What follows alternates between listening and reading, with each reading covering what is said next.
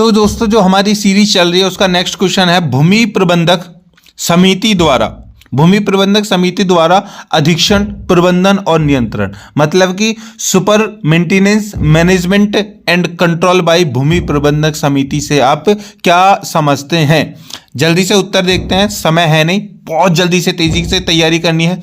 चलिए, भूमि प्रबंधक समिति द्वारा अधीक्षण, प्रबंधन और नियंत्रण, मतलब कि सुपरिंटेंडेंस, मैनेजमेंट एंड कंट्रोल बाय भूमि प्रबंधक समिति। उक्त नई संहिता, मतलब कि भूमि राजस्व संहिता 2006 की धारा 60 के अनुसार इस संहिता के उपबंधों के अधीन प्रत्येक भूमि प्रबंधक समिति को ग्राम पंचायत के निमित्त और उसकी ओर से धारा 59 के अधीन उस ग्राम पंचायत को सौंपी गई या सौंपी हुई समझी गई समस्या भूमि और अन्य चीजें जिन पर ऐसी ग्राम पंचायत को इस संहिता या तत्समय प्रवृत्त किसी विधि के अधीन कब्जा करने का हक हो के अधीक्षण, संरक्षण, प्रबंधन और नियंत्रण का कार्य प्रभारित किया जाएगा। बहुत सारी बातें हो गई ना, अभी तो मैं इसमें तक घूम गए होगे ना। चलो मैं क्लियर कर देता हूं। देखिए, यहां पर एक गांव है, ठीक है, और एक गांव की सीमा है, ये है वो गांव। अब ये जो गांव की सीमा है, इसमें जो जमीन है, मतलब गांव की ये सीमा है, यहाँ पर ये खेती है और यहाँ पर इतना सा घर वर मकान बने हुए हैं, बाकी आसपास की जमीन ये जो है, ठीक है, इस पे क्या है, ये सारी जो जमीन है आसपास की, इस पर खेती चल रही है।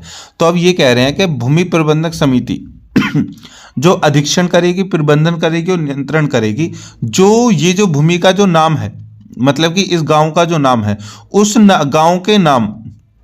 गांव का जो नाम है, उस गांव के नाम के अकॉर्डिंग वो जो नाम उस क्षेत्र के जिस भी डिस्ट्रिक्ट में आता होगा, जिस तहसील में आता होगा, जिस भी उत्तर प्रदेश की जिस भी शाखा में आता होगा, तो उस गांव के लिए, ठीक है, सरकार हर किसी गांव के क्या कहते हैं उसको, तहसीलदार, पटवारी, ये सब नियुक्त करती है अगर किस किस के अंडर आएंगे। तो भैया जो भी अगर किसी का गांव का कोई समस्या, मसला कुछ भी प्रबंधन करेगा, उस पर कंट्रोल करेगा, कोई गलत तो नहीं हो रहा, सब कर रहा है, ठीक है, तो अकॉर्डिंग टू द गवर्नमेंट, जो गवर्नमेंट ने अलॉट कर रखी होगी समिति, उसी के अकॉर्डिंग उसका निस्तारण किया जाएगा। निस्तारण मतलब सॉल्यूशन किया जाएगा। अब सपोज करो कि आस पड़ोस में दो गांव हैं, एक गांव ये है, एक गांव ये है, ये गांव ए है, ये गांव बी है। थोड़ा कलर चेंज कर लेते हैं। हाँ, ये गांव ए है और ये गांव बी है। अब इनकी जमीन पर कोई विवाद है, ठीक है। ये जो जमीन है ये आती है यूपी में, ठीक है, यूपी के, और ये जमीन आती है, हम कह सकते हैं हरियाणा में, ठीक है। तो अब इसकी जो प्रॉब्लम है, यहाँ पर बाउंड्री पे प्रॉब्लम चल रही है। तो यहाँ पर अगर जो भी एरिया इतना है, इसमें अगर कोई भी उसका मैनेजमेंट होगा, जमीन का कोई मसला हो, कोई भी मसला होगा, सपोज करो कोई भी मसला होगा, उस पर उसको बेचने का, खरीदने का, जब्त करने का, उस पर घेरने का, ठीक है, कोई मसला होगा, उसको यूपी वाली एरिया में आएगा तो यूपी वाली समिति देखेगी, और एचआर में आएगा तो हरियाणा वाली समिति देगी। उसके बाद अभी तकरीबन जो यूपी के गांव हैं, उन सभी गांवों पर एक दो गांवों पर एक पटवारी, एक तहसीलदार, कई गांवों पर तहसीलदार, इस तरह से नियुक्त किए जाते हैं, ठीक है। जो समिति होती है उसको इसी काम के लिए नियुक्त किया जाता है, और वही जिस ग्राम के पंचायत का जो भी वो होगा, मुखिया मतलब प्रधान होगा, ठीक है, उससे वो कांटेक्ट बना के रखते हैं, वही उनको कांटेक्ट करवाता है। क्योंकि गांव का तो कौन होता है, गांव का मुखिया प्रधान होता है, ठीक है।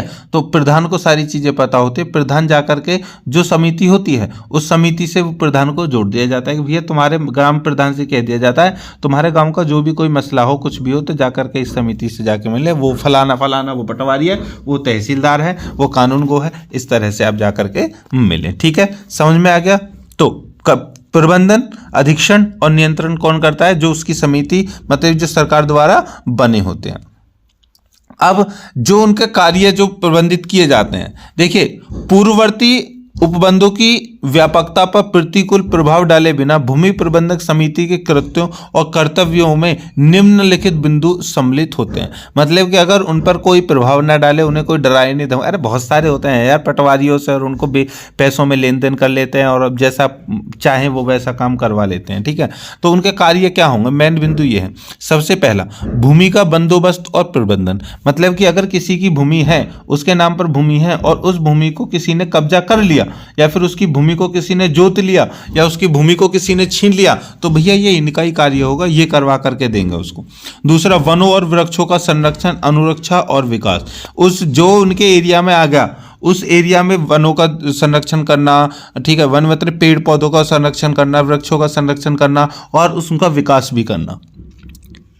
तीसरा काम है आबादी स्थलों और ग्रामीण संचार व्यवस्था का अनुरक्षण और विकास करना। ग्रामीण मतलब कि आबादी कितनी है, कहां पर रह सकते हैं। एक वो नहीं है दोस्तों के गांव के बाहर की कुछ ज़मीन होती है और उसको ले लेते हैं, तो वो ये पूछते हैं कि भैया ये जो ज़मीन है, ठीक है, जितनी भी जो ज़मीन है, जहां पर जैसे गांव के सपोज करो ये गांव है, इसके बाहर की ज़मीन है और यहाँ पर प्लॉटिंग हो रही है। क्या हो रही है, प्लॉटिंग हो रही है। तो वहां पर प्लॉट लेने से पहले सब ये पूछते हैं ये जमीन पे जो प्लॉटिंग हो रही है आबादी में है या नहीं है।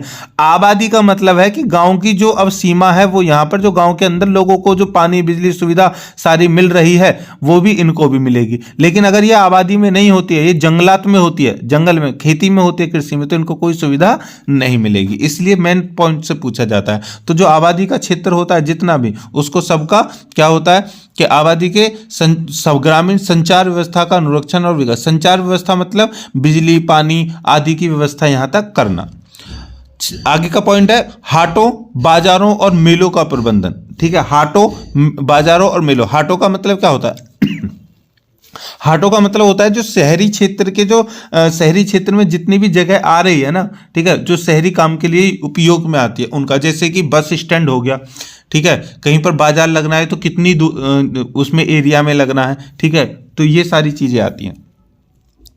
आगे मत्स्य क्षेत्र और तालाबों को अनुरक्षण और विकास। भैया मछली पालन जहां पर हो रहा है, तालाब, मछली पालन तो होता है तालाबों में, तो तालाब की कितनी वो है संख्या है, किस तरह से उनके लिए विकास करना है, ये सारी चीजें।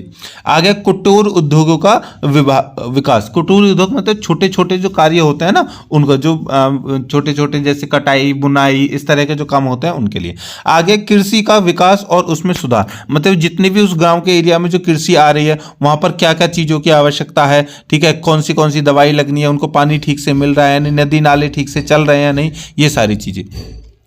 आगे ग्राम पंचायत द्वारा व उसके विरुद्ध वादों और कार्रवाइयों का संचालन और अभियोजन करके। मतलब ग्राम पंचायत जो पंचायत जो है उसके पास में जितने भी जमी भूमि उससे लेकर के जो मामले आते हैं, मुकदमे आते हैं, जो चीजें आती हैं, उन सभी पर गौर करके उनका निस्तारण करना, ठीक है, उनका संचालन करना, सभी का हक रखवाना, मतलब कि सबका पक्ष रखना।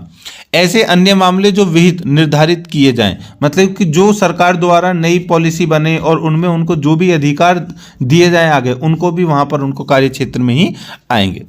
ऐसी भूमि को जिसके संबंध में बकाया देय हो पट्टे पर देकर या उसकी बिक्री करके। मतलब कि अगर कोई जमीन है जिससे राज्य का कर वसूला नहीं जा रहा है तो उस जमीन को वो क्या करेंगे, पट्टे पर दे देंगे किसी को भी, तब तक जब तक उसका मतलब किसी के पास में उसको जमीन को पट्टे पर दे देंगे और पट्टे पर देकर के उससे जो पैसे वैसे ले लेंगे। नेक्स्ट है व्यतिक्रमी कि किसी अन्य स्थावर अचल संपत्ति की कुर्की करके या बिक्री करके। ये तो हमने ऊपर ही बता दिया।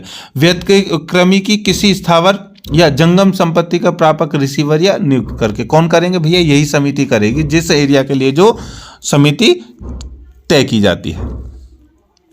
तो चलिए ये क्वेश्चन हो चुका है समाप्त हमारा। आगे मिलते हैं नेक्स्ट क्वेश्चन के साथ, तब तक के लिए जय हिंद। आप जितना आपका प्यार मिल रहा है उस प्यार को बनाए रखिए।